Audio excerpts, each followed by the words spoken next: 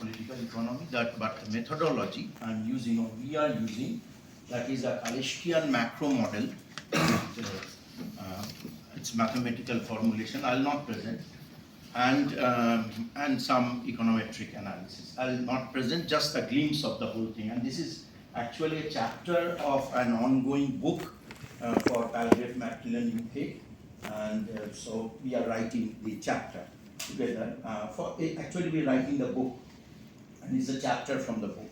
So, and if we go to the dominant discourse, we know that globalization is the newfound panacea.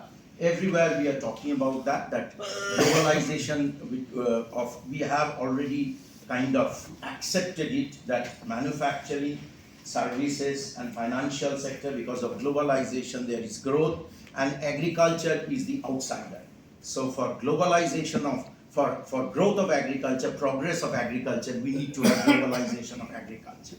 Now in this specific context, we posit our question that if there is this global integration of third world agriculture, what will be the impact on, for our case, mainly informal sector of the global south and particularly India, if agriculture is getting globalized, is getting integrated. Generally, we focus on agriculture. Generally, we deal with what happens, the positives and negatives that can happen in agriculture if there is globalization. But our focus is one step forward. What could be the repercussions on this informal sector? So given this perspective, we have built a Kaleshkian model with a mathematical model. We are not actually presenting it, just give you a glimpse of this idea, the model. And there are quite a number of sectors. So there is a modern sector, formal capitalistic sector, and then there is dichotomized agriculture, a modern agriculture, a traditional agriculture.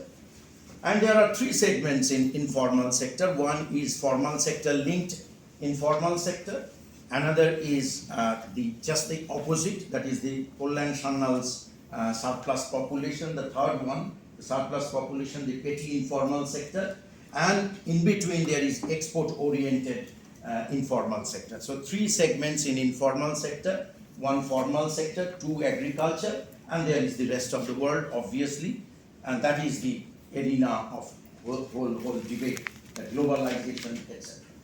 So given this, with this structure, what we want to show, or which I tried to show, that globalization could be beneficial for modern agriculture, for the formal sector, for the formal sector linked informal sector, but much larger parts of informality might be suffocated along with the vast petty agriculture. So that is our basic project which we are trying to have in this model. And I'm not going into the model, I'll just use an animated flowchart animated flowchart with which I will tell you a story. And we know all theory are parable. Any theory is a parable, it's a story. It has to be internally consistent.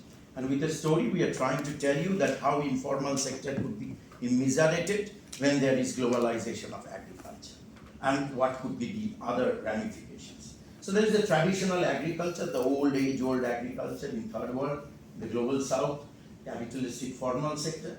Then there is formal sector linked informal sector.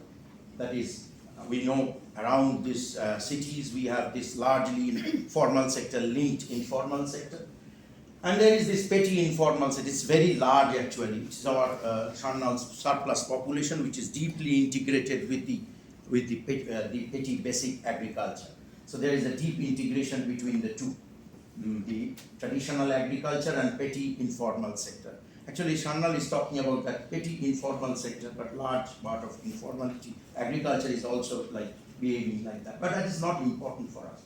Just to communicate what is meant by this petty informal sector. You can take it as petty commodity production, no problem. So there is the export-oriented, export-linked informal sector, which is like handicrafts, like our textile products, which has foreign market. So it's like that. And then there is this modern high-value crop-based agriculture. And then this is basically the resource base. It's a story, I told you, it's a parable. it can be used in any other context as well.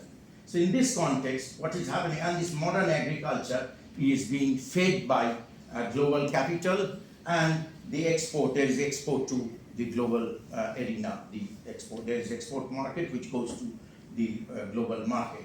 So that is the linkage between the rest of the world and the modern agriculture. There is linkage between formal sector and the global market, but we are ignoring it. We can bring it, but that is not the point of focus at this moment. That's why we are focusing on this interaction.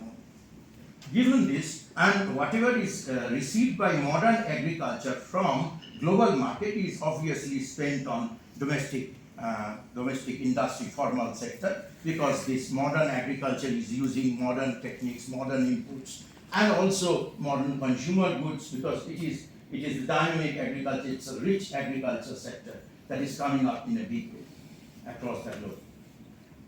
Then when there is an expansion, I told you about animated thing. So global market is expanding and modern agriculture is expanding, and which is expanding this because of this demand-driven expansion. There is expansion of the formal sector as well.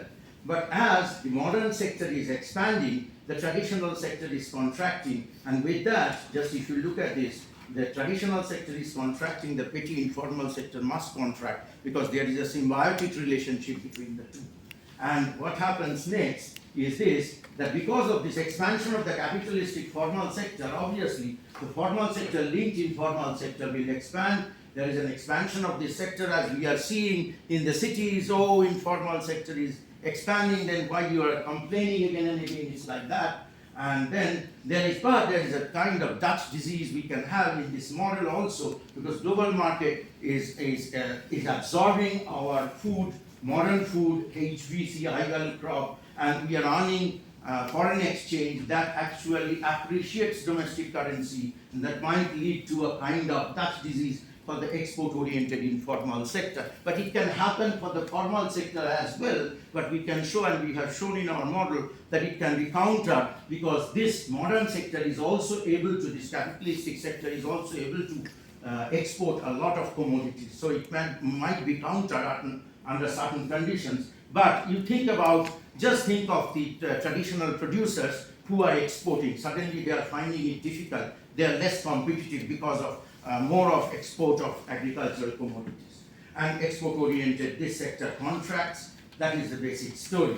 And then with this story, we have just, we demonstrate, just a couple of slides, the diverse impacts across the different segments of informal sector are essentially due to formal-informal complementarity, that is the positive impact.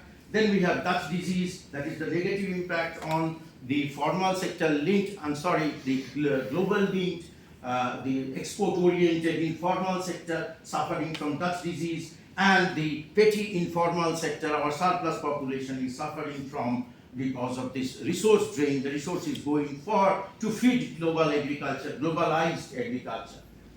And given this, we have done just regressions, just to present that we have taken kind of state level data, and we have shown that a similar kind of result. We are finding that modern informal sector controlling certain factors is expanding, but what if you look at this, that with modernization, the petty informal sector, the traditional informal sector, the petty informal sector can contract under certain conditions. And next slide, we have actually taken unit level data with which we have tried to understand the productivity impact, similar impact. So when we have expansion of that is globalization of certain parts of the economy, and the other part is not only suffering in terms of size but also productivity. Just one minute. So concluding remark, globalization benefits modern parts of the economy, the formal sector, the modern agriculture, the formal sector linked informal sector. However, the petty informal sector and export-dependent informal sector may suffer along with traditional agriculture. This is actually the target of this whole thing, that actually we are trying to present a critique of globalization, and the idea of, we are always talking about inclusive growth. Always, and economics has come into being because of this problem. When there is a positive, there has to be the negative. An economist's task, political economist's task, is to find out that negative. And here we are actually trying to do that. the critiquing inclusive growth as a basic idea. Thank you.